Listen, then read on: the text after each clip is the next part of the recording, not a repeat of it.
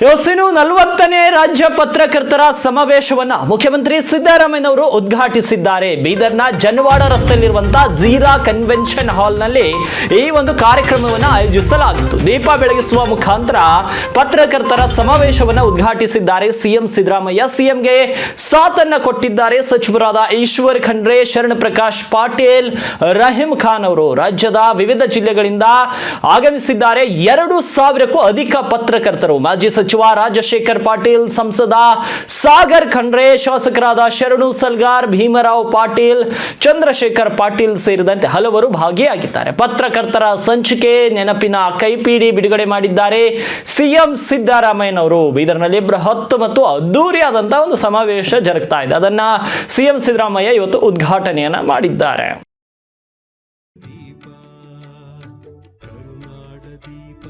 ಸಿರಿನುಡಿಯ ದೀಪ ಒಲವೆತ್ತಿ ತೋರುವ ದೀಪ, ಹಚ್ಚೇವು ಕನ್ನಡದ ದೀಪ, ಹಚ್ಚೇವು ಕನ್ನಡದ ದೀಪ.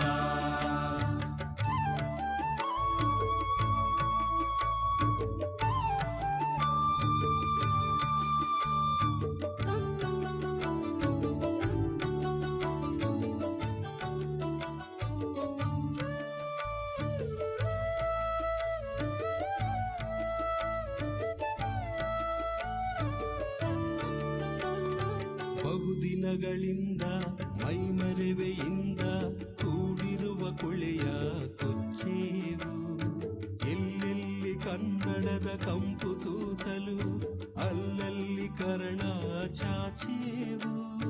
ಬಹುದಿನಗಳಿಂದ